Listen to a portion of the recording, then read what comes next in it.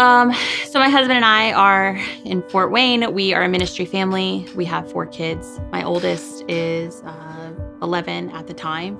And we go to church, we go to school, we have fun, we play games, we go and do vacations, and life is great. Everyone's healthy, everyone's well.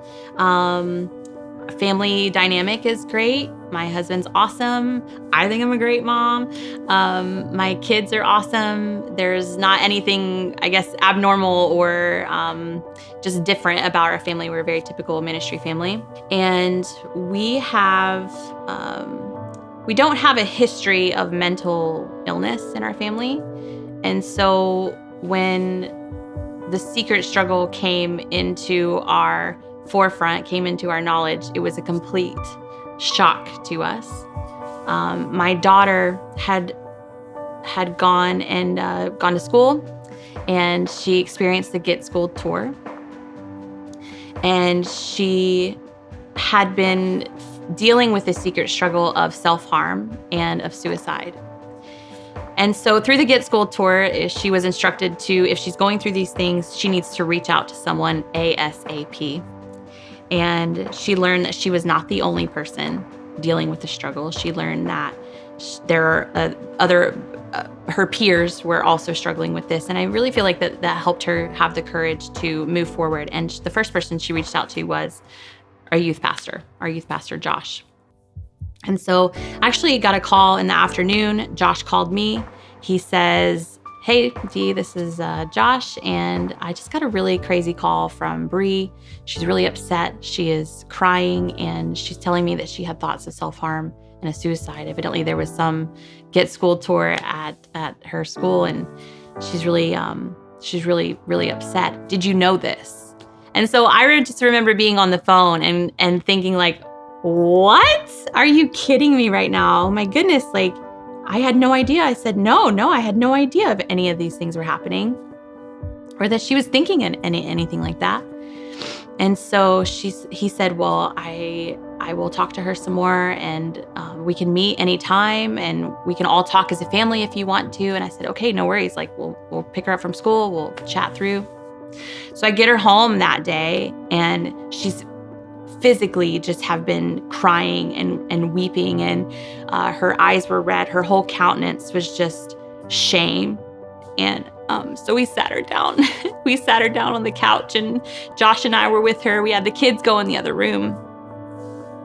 And she just recounted the day.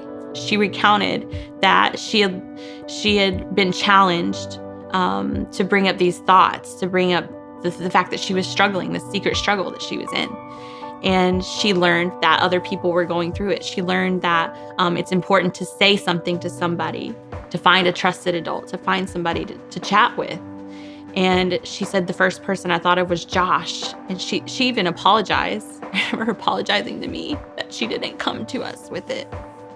And so, so she called Josh, she said, and she said, "I just had to find somebody to talk to about it." And Josh and I were both kind of very quiet.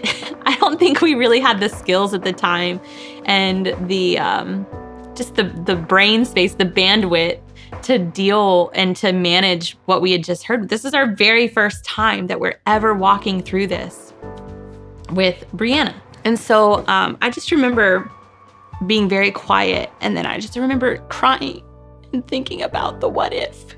The what if she hadn't talked to someone? What if she hadn't had the courage to speak with Josh?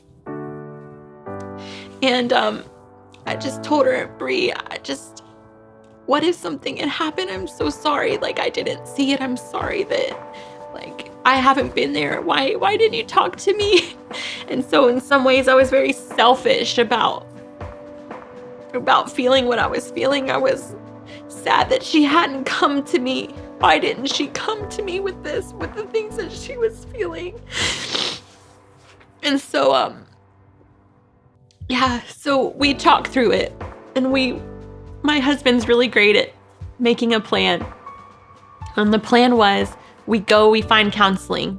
We go get help right away. We take her to somebody to talk to on a regular basis. So youth pastor, yes, but also somebody who's trained in dealing with these kinds of feelings. We have no idea what we're doing. And of course, prayer. Like we prayed with her, we got through it, and we just loved on her and hugged her. And so through the process, she was 11 years old when she went through this. And through the process and through counseling, she's now 14, almost 15. And my gosh, it's so different. It's so different. She's excelling in just verbalizing what she's going through, verbalizing when she's anxious, verbalizing when things are just a little bit overwhelming for her. She's able to speak about those things. I feel like she's developed a lot of skills and confidence in doing that. She helps others when she sees them struggle, or when she hears of their struggle, secret struggle. She helps others to learn that they're not alone in the struggle. She is very transparent about what she's been through. And she is in some ways just very free. She's free, and we feel free. We feel free to communicate with her. It's not I don't know, maybe in some ways it was taboo before, and we just never had the conversations, but it's out in the open now. We talk about depression, we talk about anxiety, we talk about self-harm, we talk about all those things. Like, it's a conversation now.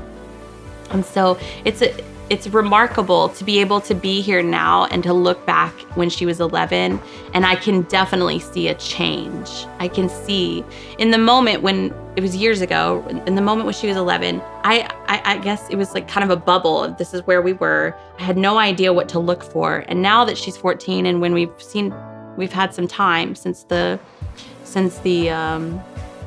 trauma, I can look back and say, oh my gosh, that was totally a sign.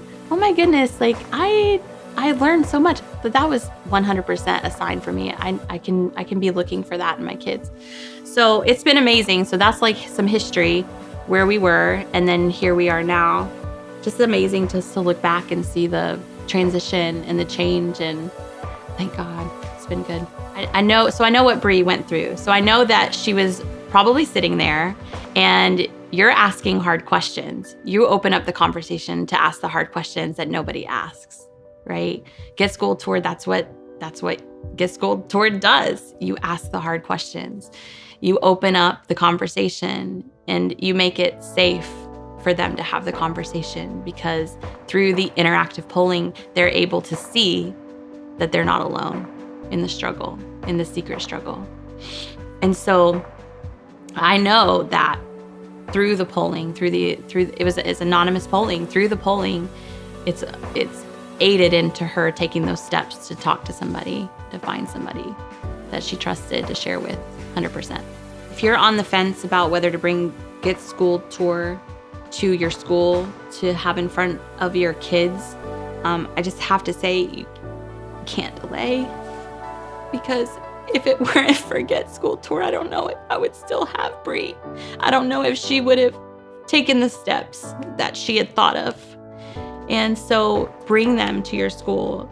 Open up the conversation. There are kids that are dealing with the things that she was dealing with. There are kids that are dealing with thoughts right now. As you're watching this right now, there are kids dealing with this.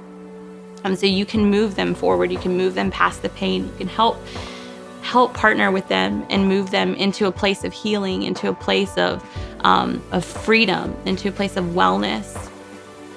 I would say that there is no way to say no to this, to be honest with you. There are moms and dads out there that would 100% appreciate bringing this conversation out in the open. It's changed our life. It's changed her life.